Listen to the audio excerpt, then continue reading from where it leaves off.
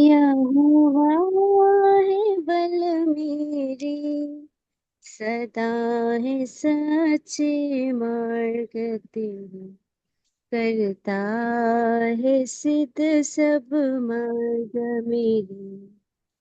हे यहोवा, मेरे शत्रु घेरे मुझको, बंधनों से पाताल की जकड़ी। मेरे शत्रु घेरे मुझको, बंधनों से पाताल की जकड़ी। बाढ़ अधर्म की मुझको डराए, पर प्रभु मुझको कभी न छोड़े। बाढ़ अधर्म की मुझको डराए, पर प्रभु मुझको कभी न छोड़े। हे यहोवा है बल मेरे, सदा है सच्चे मार्ग तेरे, करता है सिद्ध सब मार्ग मेरे। हे यहोवा, तू जो जीवित है, तू जो महिमा है के योग्य। हे यहोवा, तू जो जीवित है, तू जो महिमा है के योग्य। जातियों की सम्मुख स्तुति करके, गाऊंगा दिल से मैं हालेलुया। जातियों की सम्मुख स्तुति करके, गाऊंगा दिल से मैं हालेलुया। हे यहोवा है बल मेरे, सदा है सच्चे मार्ग तेरे, करता है सिद्ध सब मार्ग मेरे। जय मसीह।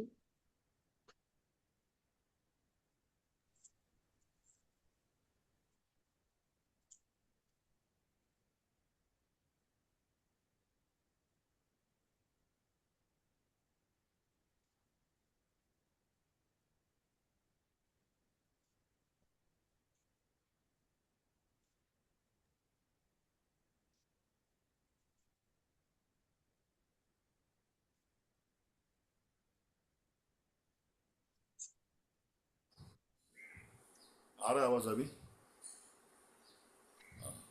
तो आइए हम लोग आज का अध्ययन के लिए पढ़ेंगे।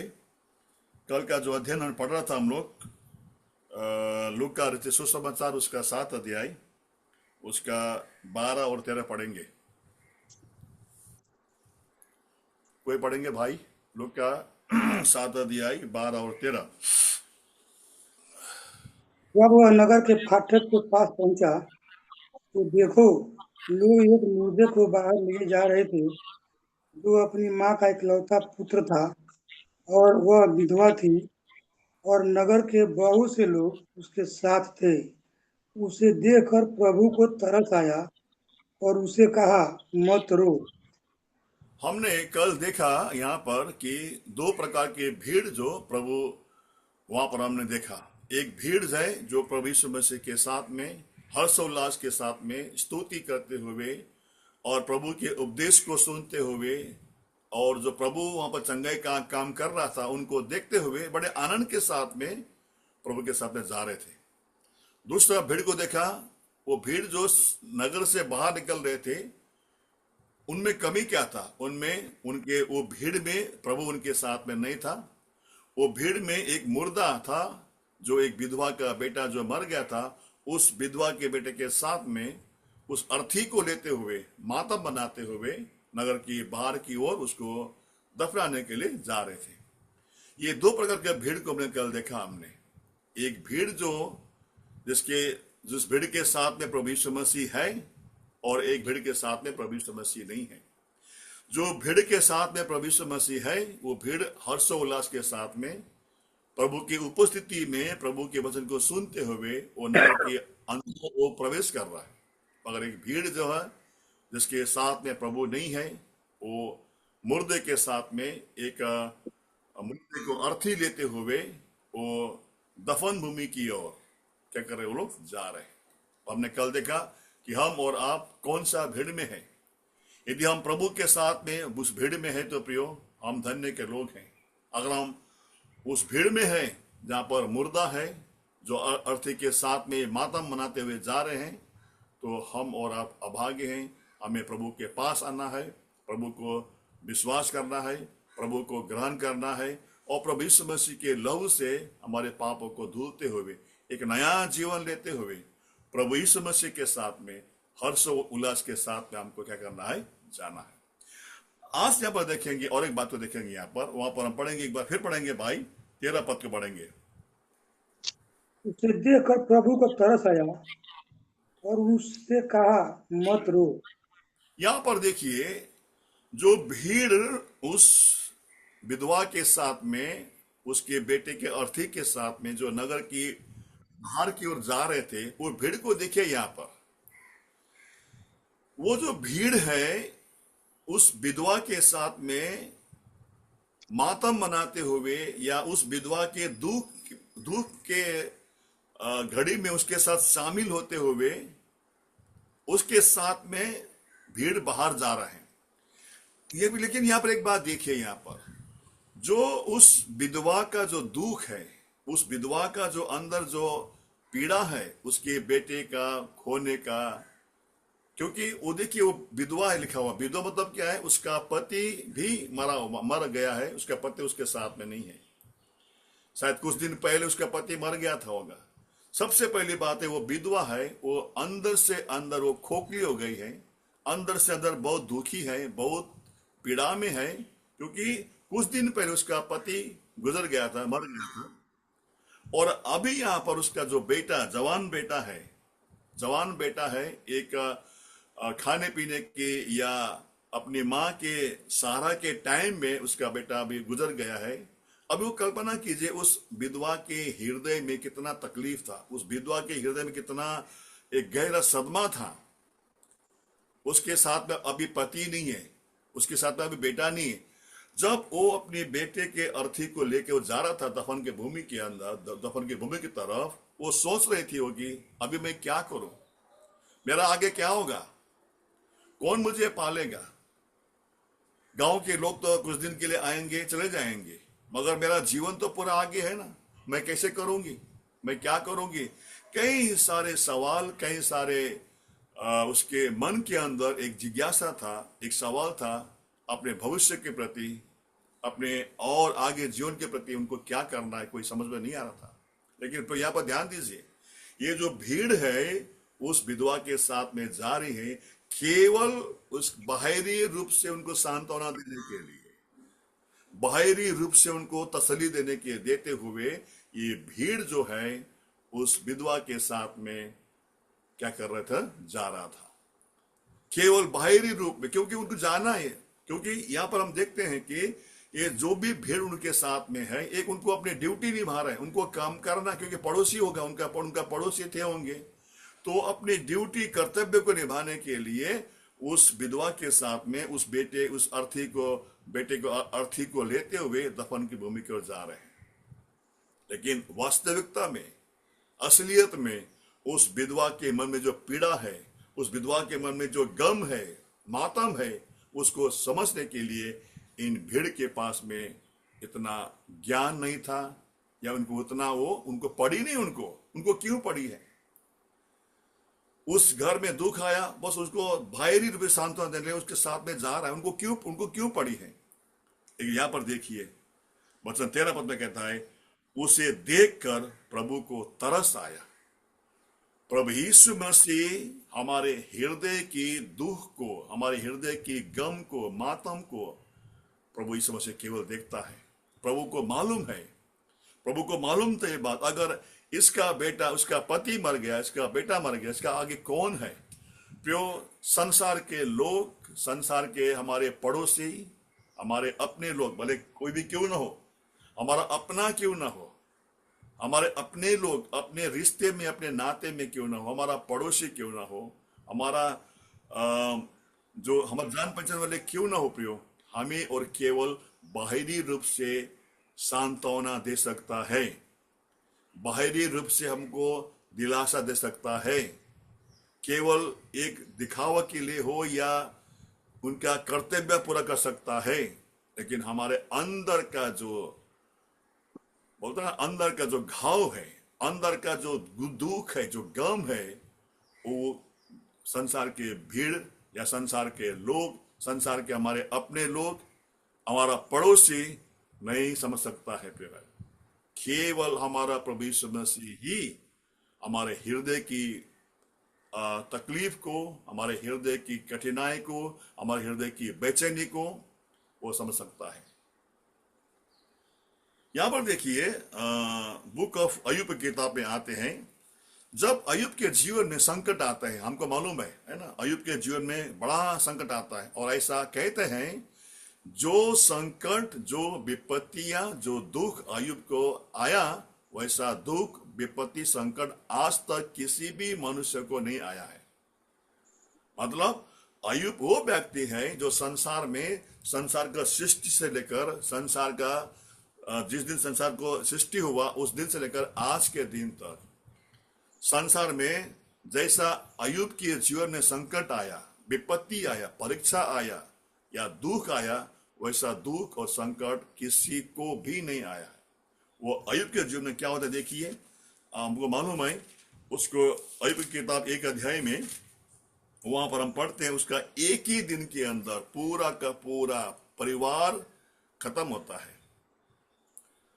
एक ही क्षण में उनका गाय, बैल, घोड़ा, गधा, सारे के सारे नौकर चाकर क्या होता है, वो खत्म होता है, बर्बाद होता है। और वो साथ साथ में क्या होता है, उसके खुद के शरीर में भी पूरा फोड़ा आता है, शरीर में पूरा घाव होता है, पूरा फोड़ा आता है, और खुजली करता है, और खुजली करते करते वो राख में बैठकर वहां पर खुजली करता है। वहां पर ऐसा संकट किसी को आया था? आया है क्या? नहीं आया।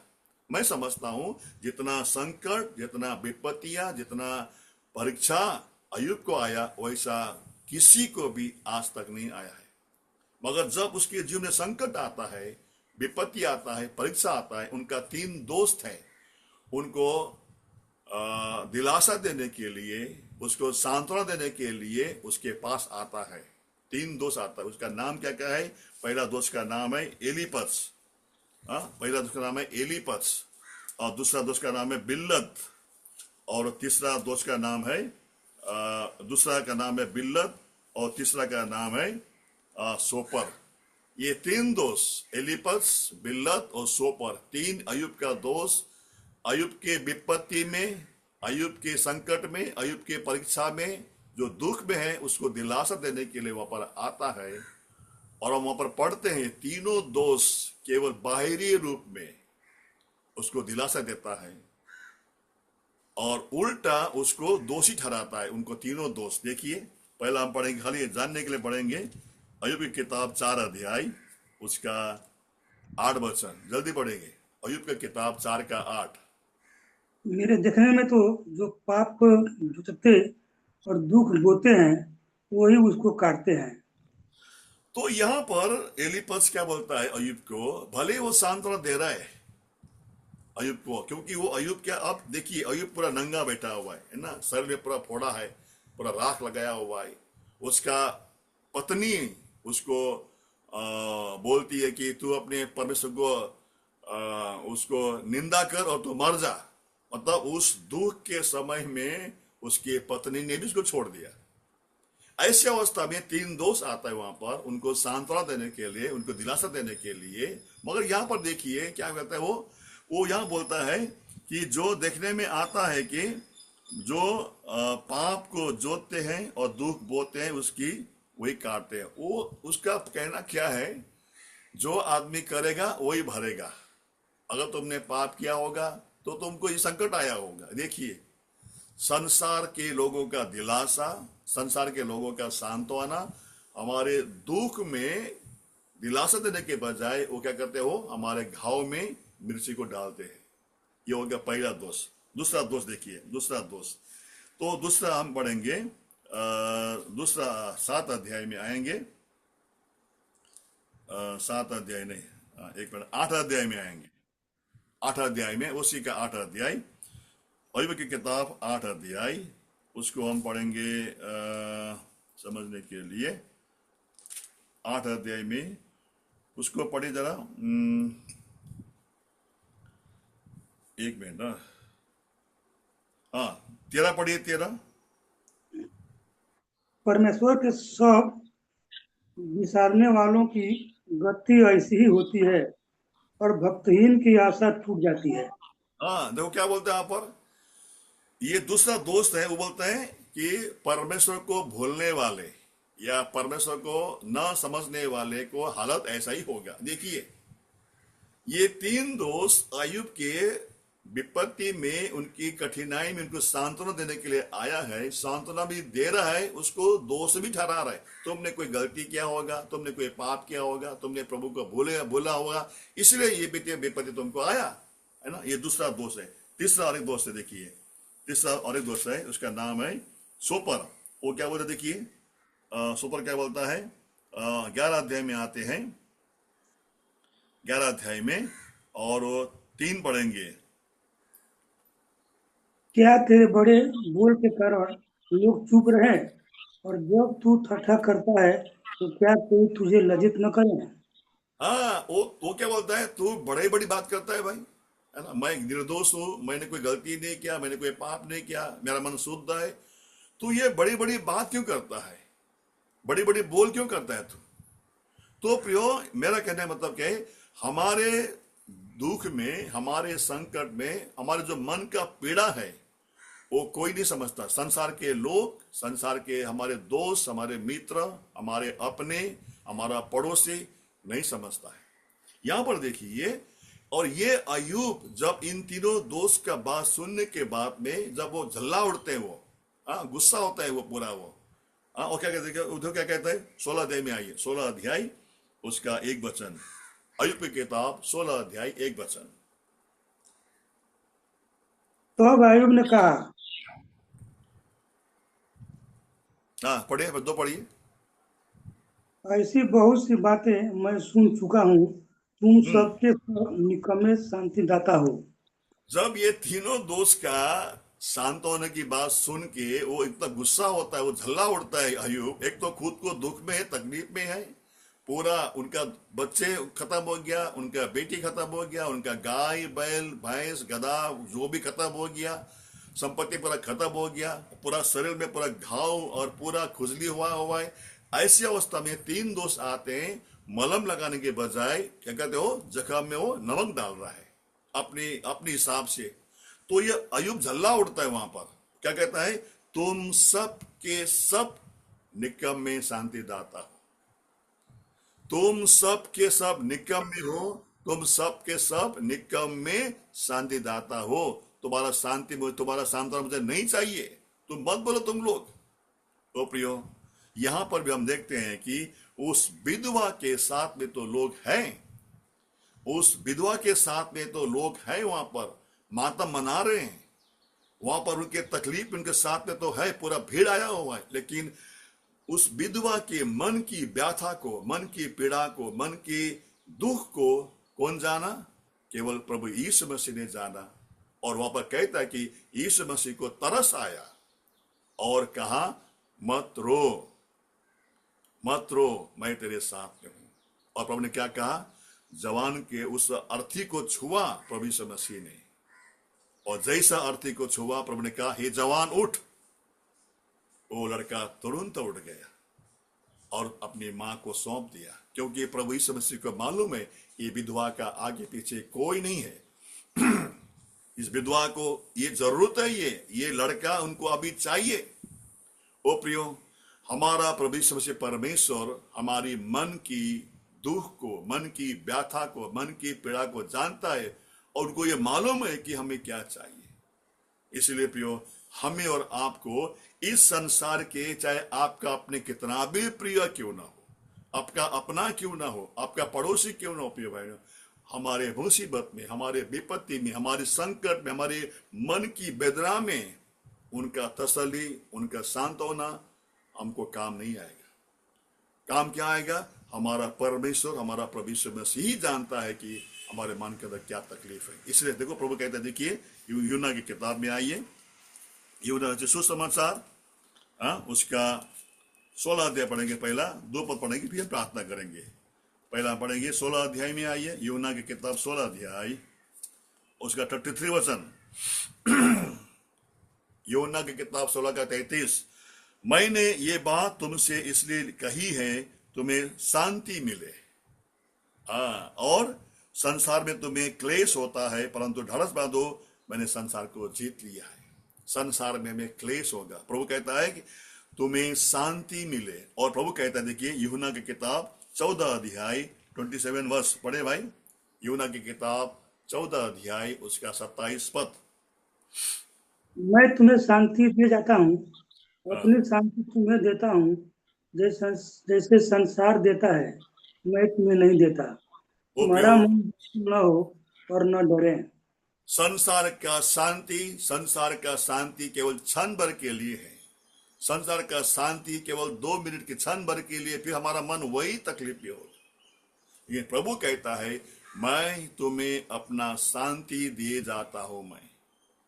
इसलिए प्रियो, परमेश्वर हमें अपने शांति देता है, हमारे दुख में, हमारे तकलीफ में, हमारी मातम में, हमारे कई ऐसे हमारे ऐसा विपत्ति आती है, ऐसे समय में केवल संसार के लोग या संसार के अपने, हमारा जो अपने हैं, हमारा जो पड़ोसी है, हमारा जो मित्र है प्रियो, हमारा जो दुख को वो नहीं समझते हैं। यहाँ पर उस विधवा के दुख को प्रभु यीशु मसीह ने समझा, उसको कहा मत रो, और उस जवान उसके अर्थी को छूता है प्रभु यीशु मसीह, कहता है ये जवान तो उठ, क्योंकि प्रभु को मालूम है कि ये लड़का अभी इस विधवा को जरूरत है।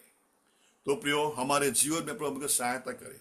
हमारे जीवन में जब जब भी समस्या आती है, या हम दुखित होते हैं, या पीड़ित होते हैं, या मायूस होते हैं, निराश होते हैं, या हम कभी कैसा हमारा समझता है हमारा आशा नहीं रहता है, ऐसे समय में सबसे पहले हमें प्रभु के चरण पे आना है, प्रार्थना कर रहे हैं, प्रभु तो ही मुझे शांति दे, क्योंकि मुझे मालूम है संसार के लोग भले वो अपने कितना भी प्यारा क्यों ना हो, वो मुझे शांति और तसल्ली नहीं दे सकता है। इसलिए प्रभु के चरण पे आना है, प्रभु से कहना है, प्रभु मेरा इस दुख में जो मुझे सहने से बाहर है, मैं सह नहीं पा रहा हूं, मैं मन में पीड़ा है, मन में अशांति है, मन में बेचैनी है, मन में मेरे तमाम बातें घूमते रहता है। प्रभु ऐसे मौके में प्रभु केवल तू ही मुझे शांति दे सकता है, क्योंकि हमारा प्रभु क्या है, सच्चा शांति दाता है। वो प्रभु के पास हमको आना है। इसलिए प्रिय भाई बहनों, आपके जीवन में भी, आपके जीवन में ऐसे अगर ऐसी अवस्था है, ऐसी हालत है, आपके मन बेचैन है, आपके मन में निराशा है, आपके मन में हताशा है, आपके मन में ऐसा प्रभुति बहुत ऐसे बातें हैं जो जिसके द्वारा आप निराश होते हैं, ऐसे समय में सबसे पहले हमारा काम है हमें घुटने में आना है और प्रार्थना करना है, हे प्रभु मेरा इस संकट में, इस विपत्ति में, इस निराशा में, इस मेरा बेचैनी में तू ही मुझे शांति दे। हम जब प्रार्थना करते पे परमेश्वर का शांति जो हमारे समझ से परे हैं, हमारे सारी विपत्ति में, बीमारी में, कैसे भी स्थिति क्यों न हो, ऐसे समय में प्रभु हमको क्या करेगा, शांति देगा। क्योंकि वो विधवा का मन का वेदना को, विधवा की मन की निराशा को, या मन का उसके दुख को केवल प्रभु ने समझा, कहा मत रो, और उसी वक्त प्रभु यीशु मसीह ने उस लड़के को क्या किया, जिंदा कर दिया। वही प्रभु हमारा भी प्रभु है। हम प्रभु सहायता करें, हमारे जीवन में भी सबसे पहले हम प्रभु के पास में जाए, क्योंकि हमारा प्रभु कौन है, सच्चा शांति दाता है। प्रभु सहायता करे। आइए प्रार्थना करेंगे। भाई कैलाश प्रार्थना कीजिए। हे हमारे अनुग्रहकारी पिता